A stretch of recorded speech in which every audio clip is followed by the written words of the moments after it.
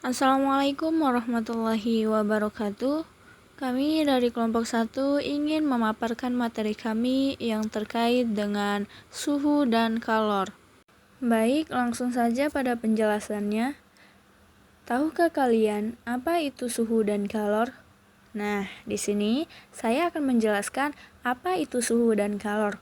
Suhu dan kalor adalah dua besaran fisika yang berkaitan dengan panas dan dingin, identik namun tidak sama. Nah, yang lebih detail lagi, saya akan menjelaskan apa itu suhu dan kalor. Nah, yang pertama itu suhu. Suhu adalah ukuran derajat panas atau dinginnya suatu benda. Secara mikroskopis, suhu menunjukkan tingkat energi kinetik rata-rata molekul dalam suatu benda. Semakin tinggi energi kinetik rata-rata molekulnya, semakin tinggi suhunya. Nah, yang kedua, kalor. Kalor adalah energi yang berpindah dari benda bersuhu tinggi ke benda bersuhu rendah. Kalor merupakan bentuk energi yang dapat mengubah suhu, wujud, dan sifat-sifat benda lainnya. Perbedaan suhu dan kalor. Yang pertama, suhu. Suhu menunjukkan derajat panas benda. Suhu tidak dapat berpindah. Suhu diukur dengan termometer. Dan suhu memiliki satuan derajat C, derajat F, derajat R, dan derajat K. Yang kedua, kalor. Kalor merupakan energi yang berpindah. Kalor dapat mengalir antar benda. Kalor diukur dengan kalorimeter, dan kalor memiliki satuan joule atau kalori. Macam-macam perpindahan kalor. Yang pertama, konduksi. Konduksi perpindahan kalor melalui suatu zat disertai tanpa perpindahan partikel-partikel zat tersebut. Umumnya terjadi pada zat padat. Partikel yang lebih panas mentransfer energi ke partikel yang lebih dingin melalui getaran atau tumbukan. Contohnya, logam atau besi yang menjadi panas saat salah satu ujungnya dipanaskan atau dimasukkan ke air mendidih. 2. Konveksi. Konveksi adalah perpindahan kalor yang disertai perpindahan partikel zat itu sendiri, terjadi pada fluida, cairan, dan gas. Perbedaan densitas akibat perbedaan suhu mengakibatkan fluid bergerak. Contoh, air mendidih, di mana air panas bergerak ke atas dan air dingin menggantikan posisinya. Sirkulasi. 3. Radiasi. Radiasi adalah perpindahan kalor dalam bentuk gelombang elektromagnetik tanpa medium. Tidak membutuhkan zat perantara.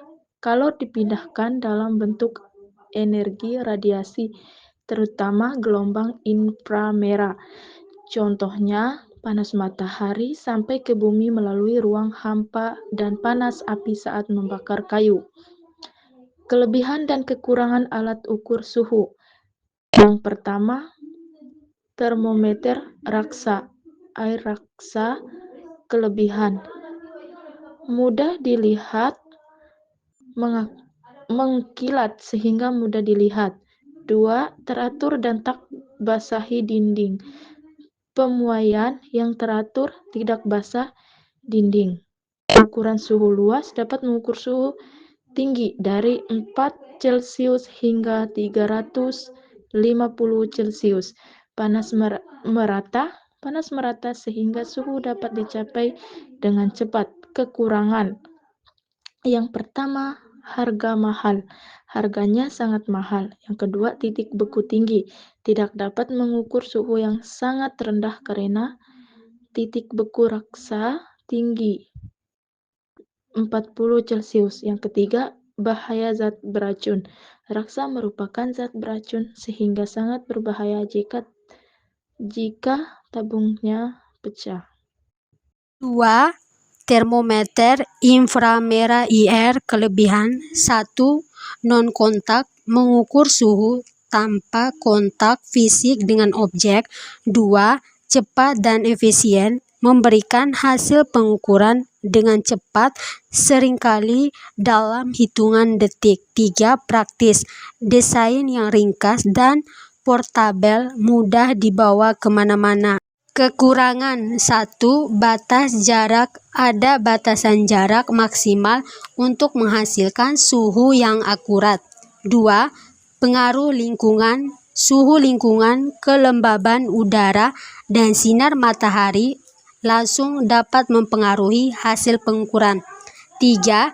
Harga mahal. Umumnya memiliki harga yang lebih tinggi dibandingkan dengan termometer digital konvensional. 3. Termometer digital kelebihan. 1. Menyediakan hasil akurat. 2. Mudah dibaca. 3. Sering dilengkapi memori untuk menyimpan data. Kekurangan 1. Rentan terhadap kerusakan. 2. Ketergantungan pada baterai. Baik, di sini saya akan melanjutkan yaitu skala dan konversi satuan suhu. Yang pertama itu ada skala suhu. Ada termometer, titik tetap bawah, titik tetap atas, jumlah skala. Yang pertama yaitu Celcius. Titik tetap bawahnya 0 derajat Celcius, titik tetap atas 100 derajat Celcius, jumlah skala 100. Yang kedua ada Reaumur. Titik tetap bawah 0 derajat Reaumur, titik tetap atas 80 derajat Celcius, jumlah skala 80. Yang ketiga ada Fahrenheit. Titik tetap bawah 32 derajat Fahrenheit, titik tetap atas 212 derajat Fahrenheit, jumlah skala 180. Yang keempat itu ada Kelvin. Nah, titik tetap bawah 273 Kelvin, titik tetap atas 373 Kelvin, jumlah skalanya ada 100. Selanjutnya yaitu konversi suhu. Celcius ke Celcius tidak ada konversi suhu. Celcius ke Reaumur, Reaumur sama dengan dalam kurung 4/5 Celcius.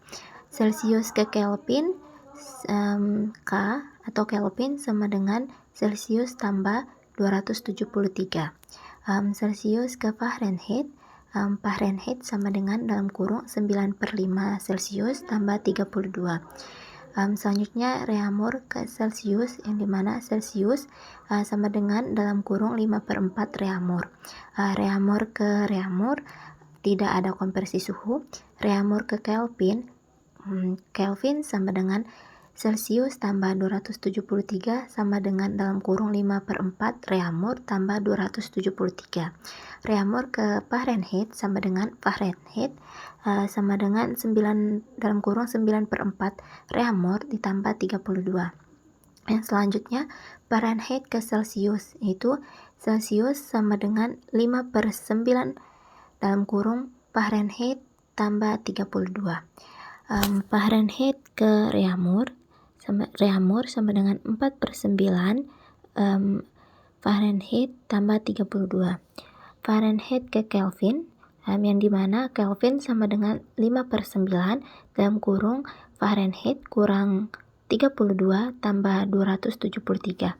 Yang selanjutnya Kelvin ke Celcius, yang dimana Celcius sama dengan Kelvin kurang 273. Kelvin ke Reaumur sama dengan Reaumur sama dengan 4/5 Kelvin dikurang 732. Kelvin ke Kelvin tidak ada konversi suhu. Yang selanjutnya Kelvin ke Fahrenheit, yang dimana Fahrenheit sama dengan 9/5 dalam kurung Kelvin dikurang 273 ditambah dengan 32. Baik, di sini saya akan menjelaskan tentang Celcius ke Fahrenheit. Suhu yang hampir mendidih adalah 90 derajat. Berapakah suhu zat tersebut pada skala Fahrenheit? F sama dengan 9/5 kali C tambah 32. Terus 9/5 dikali 90 tambah 32. 810/5 ditambah 32. Terus 162 ditambah 32. Terus jadinya 119 Fahrenheit. Terus yang kedua Celcius ke Reaumur. Suhu suatu zat menunjukkan 60 R. Berapakah suhu tersebut jika diukur dengan menggunakan termometer Celcius? C sama dengan 5/4 kali R. Terus sama dengan 5/4 kali 60 sama dengan 75 derajat Celcius. Terus yang ketiga, Celcius ke Kelvin. Pengukuran suhu suatu zat cair dengan menggunakan termometer Celcius menunjukkan suhu 37 derajat Celcius. Berapakah suhu yang diperoleh jika pengukurannya menggunakan termometer Kelvin? K sama dengan Celcius tambah 272 sama dengan 37 tambah 273 jadinya 310 Kelvin. Terus yang keempat, Reaumur ke Fahrenheit. Suhu suatu benda adalah 212 Fahrenheit. Berapakah suhu benda tersebut jika diukur dengan menggunakan termometer Reaumur? Jawab, Reaumur sama dengan 4/9 Fahrenheit kurang 32. Terus 4/9 212 kurang 32. Selanjutnya 4/9 kali 180 jadinya 80 Reaumur. Selanjutnya saya akan membahas tentang pengaruh perubahan suhu terhadap perubahan benda. Perubahan suhu mempengaruhi sifat benda melalui proses pemulaian dan penyusutan. Ketika suhu meningkat pada benda padat, cair atau gas cenderung memulai. Sebaliknya, penurunan suhu menyebabkan penyusutan.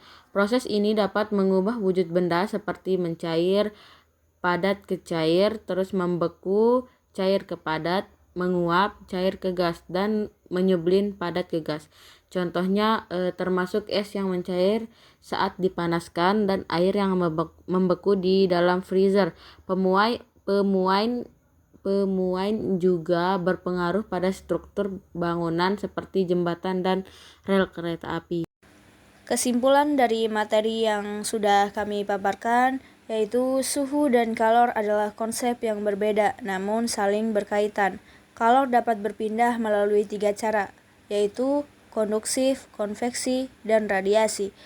Terdapat berbagai jenis termometer dengan kelebihan dan kekurangan masing-masing. Skala dan satuan suhu dapat dikonversi menggunakan rumus tertentu, serta perubahan suhu dapat dipengaruhi sifat-sifat benda. Nah, baik, mungkin itu saja pemaparan dari kelompok 1 terkait dengan materi suhu dan kalor. Lebih dan kurangnya kami mohon maaf. Semoga bermanfaat. Terima kasih. Wassalamualaikum warahmatullahi wabarakatuh.